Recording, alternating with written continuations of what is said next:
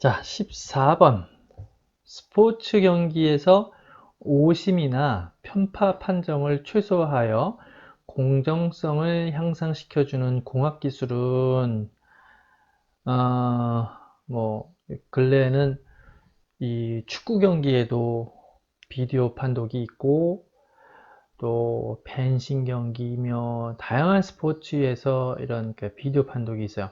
또 테니스에서는 호크아이라고 해서 공이 떨어지는 위치를 기술적으로 딱 잡아내는 이제 그러한 이제 판정 기술이 있는데, 답은 뭐죠? 네, 감시를 위한 기술들이죠.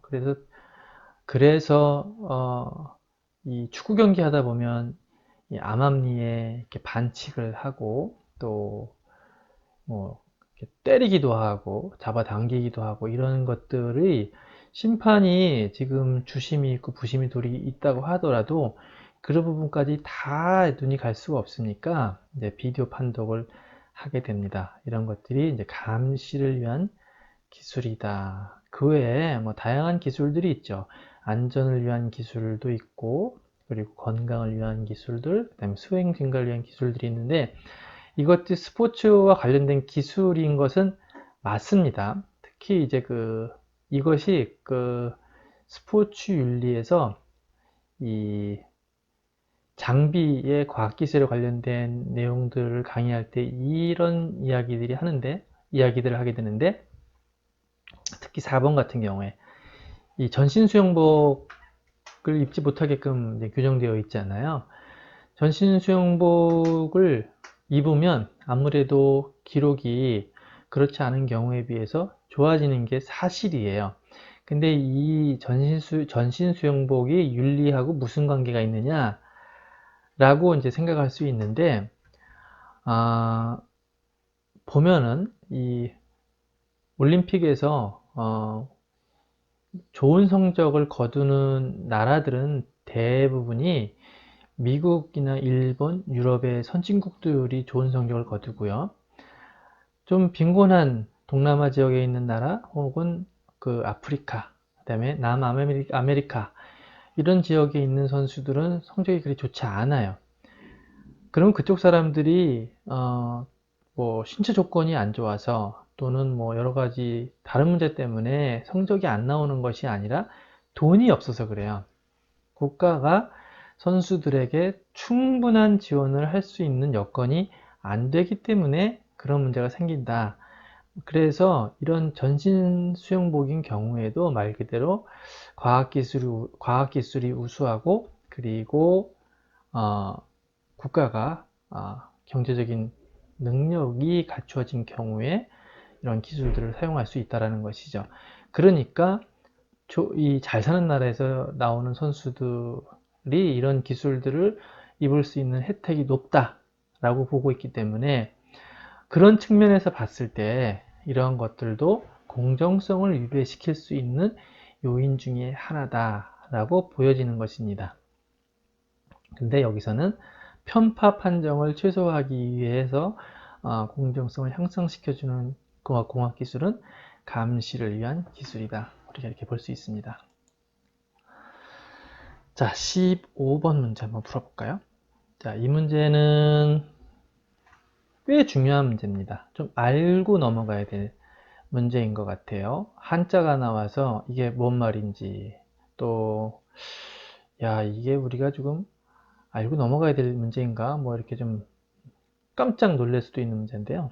문제를 풀어보자면, 마라톤 경기 중 넘어진 경쟁자를 또 다른 선수가 부축을 해주는 경우가 있는데, 이럴 때 이 선수의 마음은 무엇이냐? 라는 것입니다. 지문을 볼까요? 1번 수호지심, 2번 사양지심, 3번 시비지심, 4번 측은지심. 답이 뭐죠? 하나, 둘, 셋. 맞췄습니까? 답은 4번입니다. 측은지심입니다. 이렇게 해서 훅 넘어가 버리면 이게 뭐지? 라고 생각할 수 있죠. 자, 이 얘기는 뭐냐면 맹자, 공자, 맹자 장자 나올 때 그 맹자, 대략 2300년 전에 활동하던 그 대학자의 이름이죠. 2300년 전이면 굉장히 오래된 얘기죠. 공자가 죽은 뒤에 100년 뒤에 태어났을 것으로 추정이 되는 분이에요. 이분이 2300년 전에 이 사람이 가져야 하는 인의예지 네 가지 요소를 이야기한 겁니다. 그 중에 수호지심은 부끄러운 마음이에요.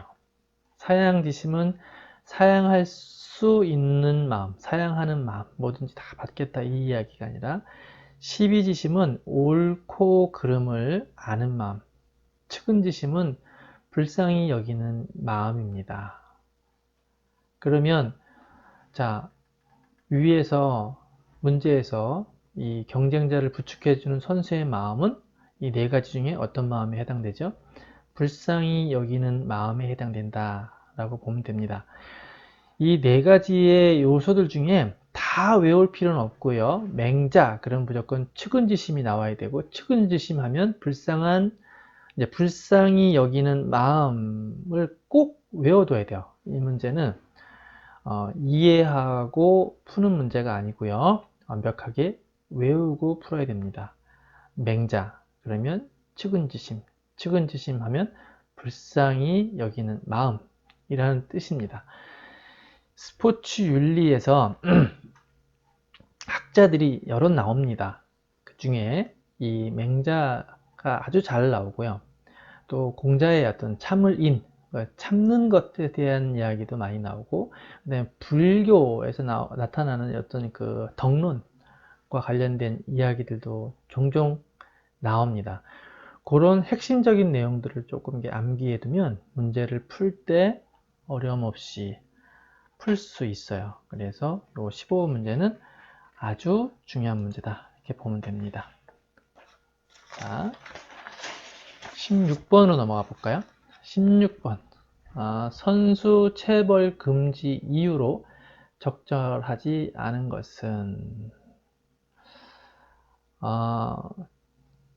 지속적으로 우리나라는 이 선수 체벌에 대한 그 문제 때문에 뭐 체육 단체라든지 또 관련 기관이든지 굉장히 어렵고 당혹스러운 일들이 많이 벌어져요. 그러면 선수 체벌은 선진국에도 있나 생각을 한번 해볼 필요가 있는데, 미국 같은 경우에는 일단 체벌은 없습니다. 그 외에 다른 페널티가 있을 수 있어요. 또 미국이 없으니까 당연히 유럽도 없고요. 또 가까이에 있는 동남아 지역에 있는 경우는 어떨 것 같아요? 저쪽 아랍 국가는 좀 다른데, 동남아 지역에도 이 선수 체벌 또는 학생 체벌 이런 말 자체가 없어요. 이 우리나라만이 가지고 있는 문제들 중에 하나예요. 이 체벌이. 왜 이런 일이 벌어졌을까 이렇게 생각을 해보면, 특히 이게 일제시대를 겪고 난 다음에 이 문제가 더 커졌어요. 그 전에 그런 뭐 조선시대라든지 고려시대라든지 그렇게 뭐 아주 오래전 이야기까지 갈 필요 없이 조선시대까지만 해도 이런 그 아이들을 때려서 가르친다 라는 그런 부분들이 이렇게 많지 않았었다라는 거예요. 기록을 통해서 보면. 근데 근래는 더 그런 문제가 생기는 게, 일제시대 때를 겪고 나서 어떤 그 군사 문화가 이 학생들에게도 이게 옮겨진 거죠. 그러다 보니까 옛날에는 그랬대요. 그 교실에 들어오는 초등학교 선생님이 군복에 칼을 차고 학생들을 가르쳤다 그래요. 물론 초등학생서부터 중고등학생 다 교복을 입었는데, 교복도 거의 그 군복과 유사한 군복을 입혔다고 합니다. 그러다 보니까 말을 안 들으면 때리는 것이 당연하다라고 보여지고, 더구나 이 교편이란 말을 많이 써요. 이 교편이 뭐냐면, 어떤 사람이 어느 날 갑자기 선생님이 되었다 그럴 때 교편을 잡았다 이런 말을 씁니다. 그 교편이 가르칠 교의 채찍편이에요. 그래서 가르치면서 채찍질하는 그런 예, 교편을 잡았다라고 표현한단 말이죠. 그러다 보니까 이런 선수의 체벌에 대한 얘기들이 자주 발생을 하고 그 문제가 우리가 다른 나라에 비해서 더 많이 발생하는 그런 나라에 해당됩니다. 한번 지문을 보면 자, 인권을 침해하는 행위이기 때문이다. 어때요? 맞죠? 그 다음에 2번 경기력 향상에 효과가 없기 때문이다. 이건 아니죠. 그래서 이것 때문에 체벌을 많이 해요. 경기력 향상 때문에. 그 다음에 3번 과도한 스트레스의 원인이 되기 때문이다.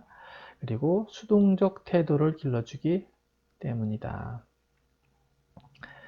4번 지문은 무슨 말인지 이해됐죠? 때리지 않으면, 체벌당하지 않으면, 이렇게 스스로, 학생 선수 스스로 능동적으로 움직이려고 하지 않는 경향성을 보여줄 수도 있기 때문에 그렇다라는 것입니다. 그래서 우리가 이런 문제를 보면서 정답은 2번인데요.